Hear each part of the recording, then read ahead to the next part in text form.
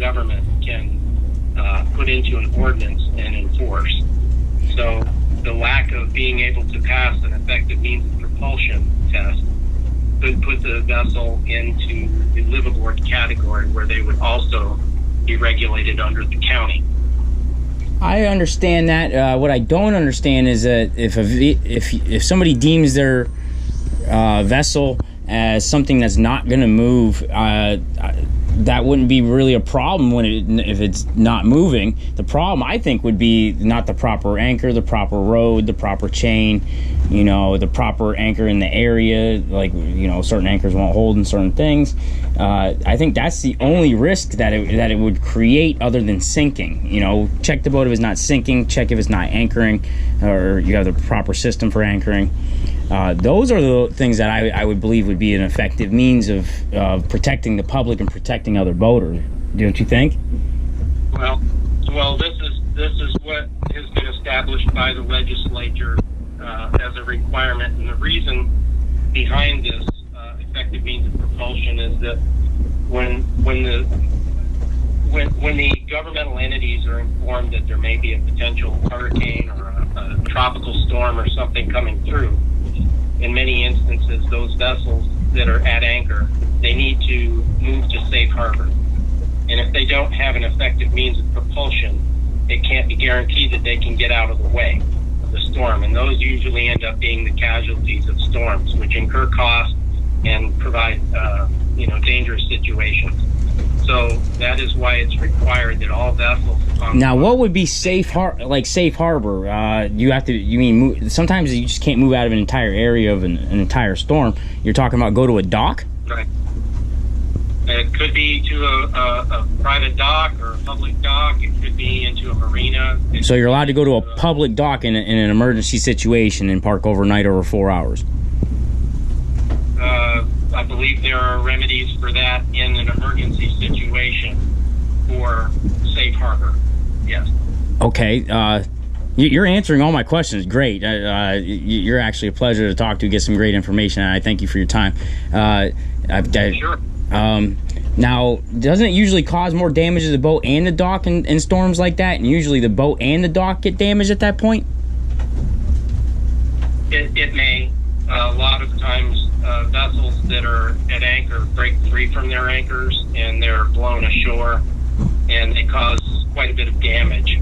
That's why they want to try to get those vessels into a place where they would be less damaging or more protected from the storm. So that's the requirement for the effective means of propulsion, is that they have the ability within a 72-hour period to be able to fire up their propulsion and get to safe harbor. So that's what started all of this. Yeah, and I do agree with these derelict boats, but the biggest derelict problem that we have are the people that don't live on them here in Clearwater, right here in Mandalay Channel. There's people out there sticking 7, 8, 9 boats out here. They don't live on them. The guy with the houseboats out here in the Airbnb business, he lives out here, so he takes care of all his vessels, and we also take care of other people's vessels out here that break loose, such as the people that don't live on them multiple times, just so it doesn't cause damage to the bridge, and it doesn't put heat on us, Right. But I do agree with a lot of this, what you're saying.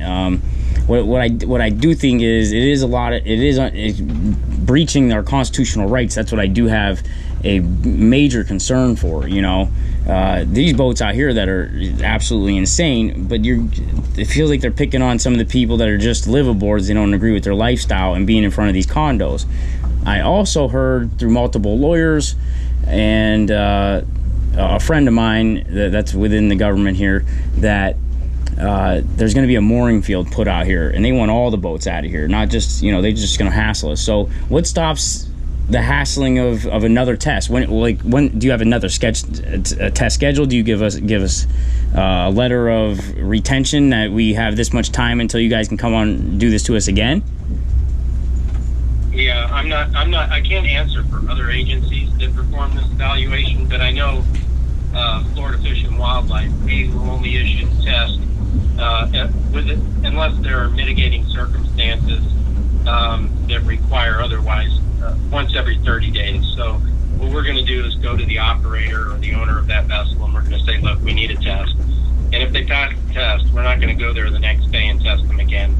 Our intention is not to harass boaters. Our intention is is to try to keep derelict vessels from occurring, and to make sure that these vessels have the opportunity to get themselves to safe harbor if need be. So every 30 days every 30 days you can require a boater or a liveaboard to prove that they have power still. That's our policy at FWC. I definitely disagree with that. That's especially people that have been doing this for a long time, you know, and been out here, are in their 40s, 50s, and 60s, been around the world, you know, to come and try to test them every 30 days. Like, they don't know that their boats, they keep and maintain their boat. That's taking their time and energy and anxiety and emotional, you know, because your FWC guys, Rodriguez, I'd also like to make a complaint on also. I've got video of him to tell him he's going to threaten to arrest me multiple times because I'm videoing, even when he's not even on an investigation. If I'm near him at all, he tells me he's going to arrest me. And that's when he's trying to violate my First Amendment right and intimidate me. So okay, I'm not going to get into opinions and whatnot. What I'm trying to do is state the facts for your reporting, so that you have the answers you need. I mean, there are a lot of different opinions on all of this from many different sides. So what we're doing is we're trying to keep our waters accessible to those who use them. We do observe the rights of people, and we try not to appear to be harassing in any way. If there isn't a problem with one particular officer and you don't feel that that is being conducted properly, you're more than welcome to contact that officer's supervisor. Who is Rodriguez's supervisor? Do you know that? Who is Rodriguez? That's all his name said on his uniform. What county is that in? He's in St. Pete and Clearwater, he said he was doing. Younger kid, real cocky. Let's see if I can pull him up. Hang on just a second.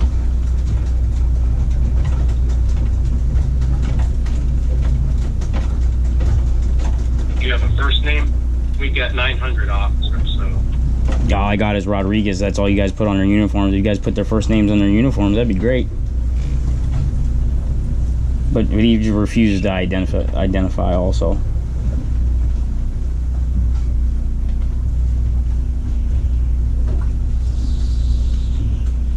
I'm not sure, but I mean, I can give you our regional commander's email, and you could send something to him if you wanted to, and he would probably have the captain get in touch with you, who is Rodriguez's supervisor. Sure, yeah. What's your email? Without knowing what I've got 17 Rodriguez's, so I don't. Okay. I'm not sure who he is without a first name. So yeah. But his name is Major Robert Rowe, Rowe, and his email address is Robert Robert dot Rowe Rowe at myfwc.com. Okay, awesome.